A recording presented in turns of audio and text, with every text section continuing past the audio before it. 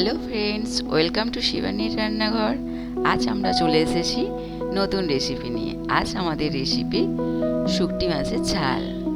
এই শুকনো মাছের ঝাল করার জন্য নিয়ে নিয়েছি চওড়া চওড়া কিছুটা শুকনো মাছ। আর এই শুকনো মাছগুলোকে আগে থেকে আমি ধুয়ে রেখেছি, ধুয়ে বেশ শুকনো করে রেখেছি।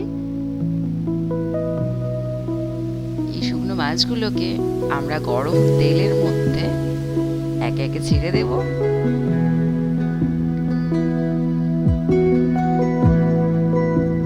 এটা খুব চটজলদি একটা রান্না, কারণ এই মাছের স্মেল কিন্তু সবাই নিতে পারে না। এই মাছ থেকে যে স্মেলটা বেরোয় সেটা যাতে খুব তাড়াতাড়ি চটপট রান্না হয়ে যায়, বেশিক্ষণ না লাগে নাকি, তার কারণেই চটপট এই চটজলদি রেসিপিটা ফলো করতে হবে। দেখে নিন কত তাড়াতাড়ি সহজেই ভাজা হয়ে গেল আমাদের এই শুকনো মাছগুলো। এরপর মাছগুলো লালচে লালচে করে ভাজা করেই চটপট তুলে নিচ্ছি।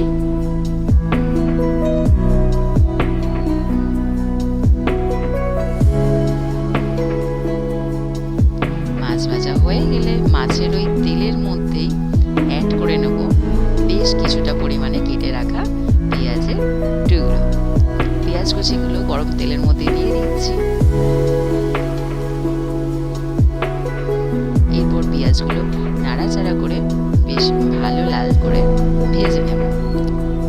আর এই রান্নাটা হবে খুব স্পাইসি, তার কারণে আরও কিছুটা সর্ষের তেল অ্যাড করে নিলাম। বেশ তেল আর মশলা দিয়ে মাখা মাখা এই শুকনো মাছের ঝাল।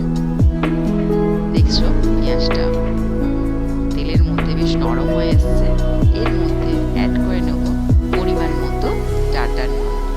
এই শুকনো মাছের ঝালে নুনটা একটু বেশি পরিমাণে দিলে বেশ ঘন ঘন ভালো লাগবে। আমি দিয়ে দিয়েছি নুন। আর এটা খুব কম সময় আর কম উপকরণ দিয়ে চটপট রান্না হয়ে যাবে। হয়ে গেছে আমাদের পেঁয়াজ ভাজা, হয়ে এসেছে লাল লাল গ্রেভি গ্রেভি। পেঁয়াজের কালারটা বেশ সুন্দর এসে গেছে।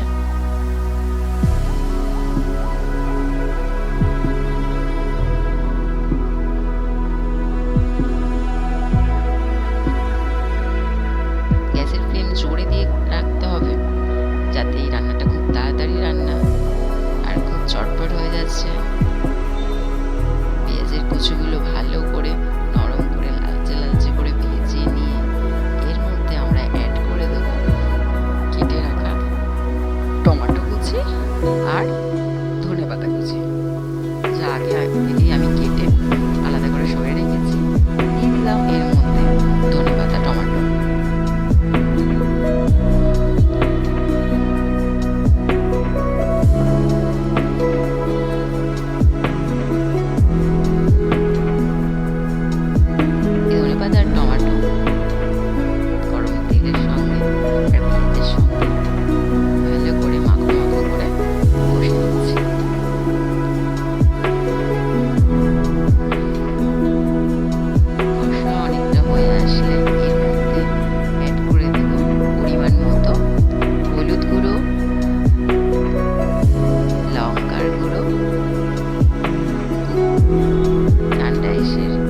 লঙ্কার গুঁড়ো লাল আর ঝাল।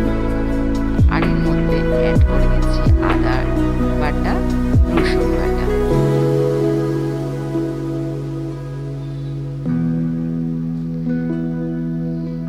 পেঁয়াজ, টমেটো, ধনেপাতা, আদা, রসুন, লঙ্কা, হলুদ, এই কয়েকটা উপকরণ দিয়েই তৈরি হয়ে যাবে আমাদের এই ঝাল ঝাল শুকনো মাছের রেসিপিটা। খুব চটজলদি রান্না এটা, তাই অল্প উপকরণে ফটাফট হয়ে গেল। আর এর মধ্যে অ্যাড করে দিলাম অল্প পরিমাণে জল। এটা শুকনো মাছের ঝালটা বেশ শুকনো শুকনো হবে, খুব বেশি ঝোল হবে না, তাই এর মধ্যে অল্প পরিমাণে জল দিয়ে ফুটতে দিলাম।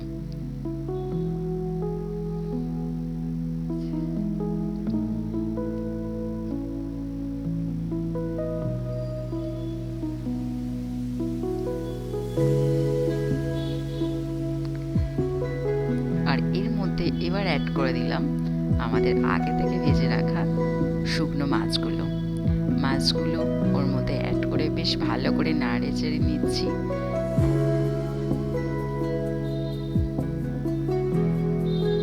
মাছগুলো সিদ্ধ হয়ে গেলে তার মধ্যে থেকে উঠে আসছে সুন্দর একটা গন্ধ।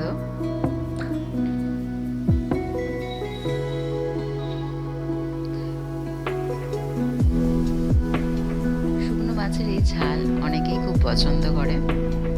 এই ঝাল নানা রকম ভাবে করা যায়, আজকে আমি পেঁয়াজ আর টমেটো দিয়ে করছি।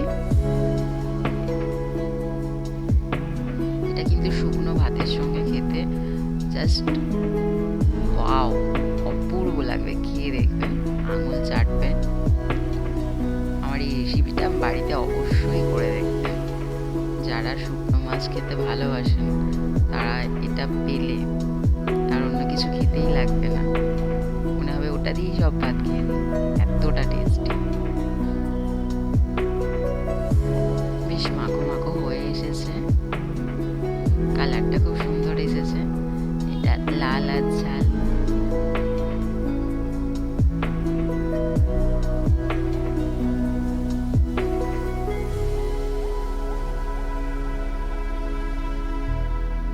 গ্যাসের ফ্লেমটা অফ করে দিলাম, এবার নামিয়ে নিচ্ছি আমাদের শুকনো মাছের ঝাল।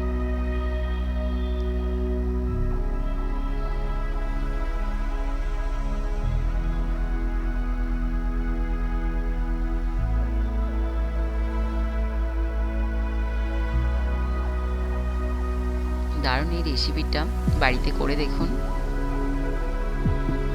আমার চ্যানেলে আমার আরও অনেক রেসিপি দেওয়া রয়েছে, সেগুলো ফলো করুন, সেগুলো দেখুন। আর আমার চ্যানেলকে সাবস্ক্রাইব করুন। কেমন লাগছে আমার এই রান্না